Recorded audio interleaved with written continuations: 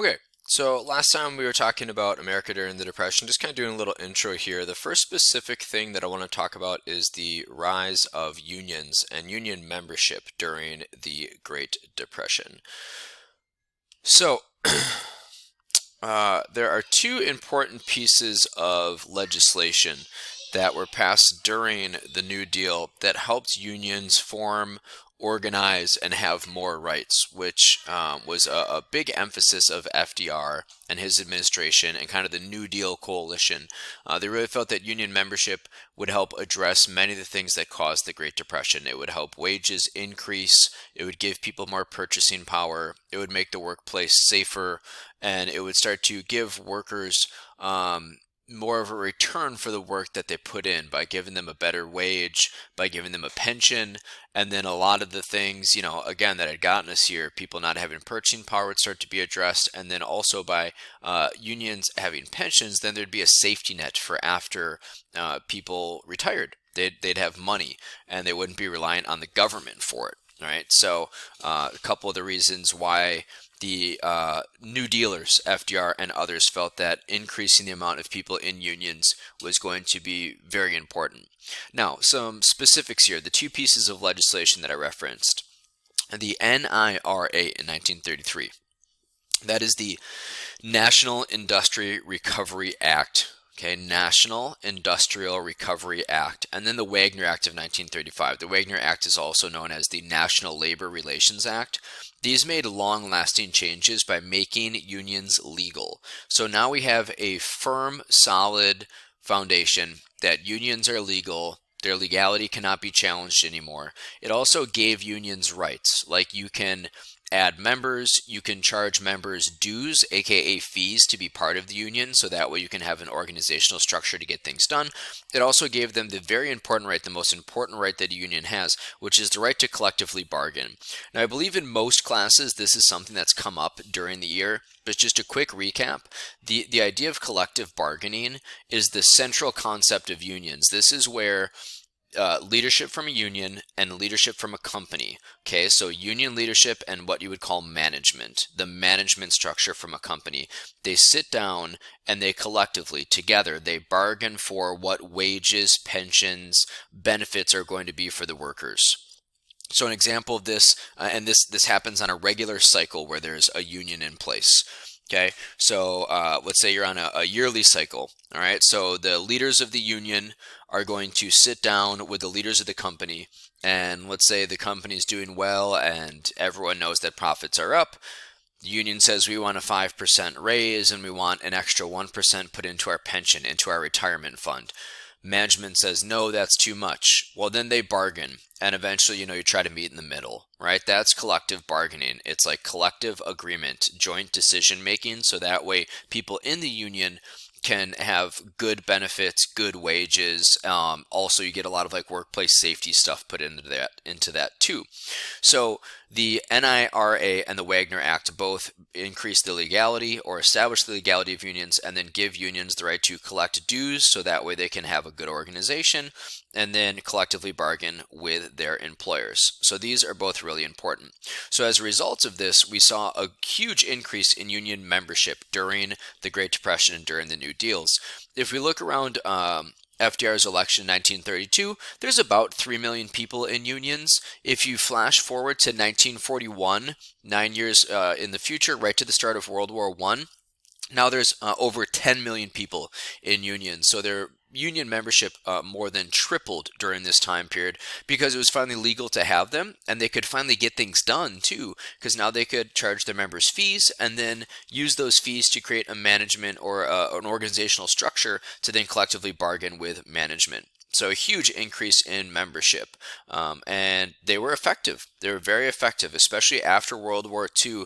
Unions did a great job of increasing wages, increasing workplace safety, keeping productivity and corporate profits high, and then having a good distribution of wealth, which leads to one of the most prosperous eras in American history of all time, the 1960s.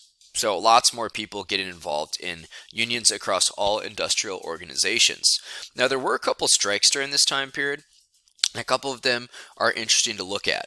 So even with collective bargaining in place, many companies didn't meet worker demands and strikes did occur, right? Now, a strike is when the workers are going to strike or stop working in some way, shape, or form to try to have their needs met. So one of the big strikes happened in the automotive industry. So at the General Motors facility in Flint, Michigan, workers had a sit-down strike for their right to form a union, their right to unionize. Sit-down strike is when you go to work, but you literally just sit down and you don't work. So you can't get fired for being absent from your job. You're just not working until your company allows you to form a union. And General Motors had not been allowing their employees to form a union, even though the legality of unions had been upheld and collective bargaining had been established. So eventually, the company realized they had to work with their workers because this is a skill job. Even if it's an assembly line in the auto industry, you have to have skills. So if you're going to try to fire everybody and rehire everybody, there's going to be a huge brain drain and it's going to be very difficult to do. So eventually, the company did recognize a union called the United Auto Workers Union, which is still around today, and they allowed their employees to join in. When some other auto companies and auto workers around the Flint and Detroit areas tried to form other unions, they were not allowed to. But eventually, most people in the auto industry are members of the United Auto Workers Union. Again, still a big one that is around today. There was also a big strike in the steel industry. U.S. Steel Corporation was starting to have a strike on their hands, so they voluntarily organized and became members, allowed their workers become members of the Congress of Industrial Organizations. The Congress of Industrial Organizations, the CIO, and the American Federation of Labor were the two really big unions at this time that a lot of people joined.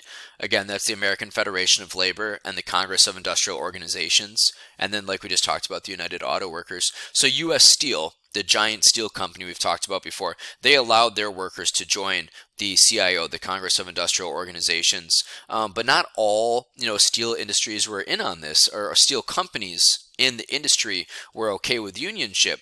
And we had an interesting event. It was Memorial Day of 1937 in Chicago. So there were used to be a couple really big steel factories in Chicago. A couple big steel companies operating a couple really big factories. So on Memorial Day in 1937, a group of Chicago steel workers were picketing. So they don't have to work because it's Memorial Day, but they're spending that day picketing, holding signs outside of the, facility and outside of the company saying, basically you should allow us to, organize. You should allow us to be able to have a union, right? These are picketers holding their picket signs. All right, so they're picketing on Memorial Day, and the police showed up, and the police actually fired into the crowd when they were trying to disperse them, and they killed 4 picketers. And these protesters were actually peaceful. The report that came out afterwards was that there was really no need for the police to fire into this crowd of peaceful protesters. After all, right to free speech, right to organization, right to assemble, I should say. These are rights that Americans have. So they weren't violating any laws. The police randomly shoot into the crowd. They kill 4 picketers. And this had a huge impact because now a lot of industries that had been resisting their employees to be able to unionize kind of had to give way to public pressure, because now all of a sudden the press gets a hold of this and they're basically showing, listen, these people are just trying to protest for their right to unionize, which is a right they now have, and they're doing so peacefully, and then they're being killed for exercising their rights as American citizens. Clearly something is off here. So the American public saw that demonstration in Chicago on Memorial Day in 1937 of steelworkers and started to say, you know what, we would like to see more union representation because this is just someone's right at this time.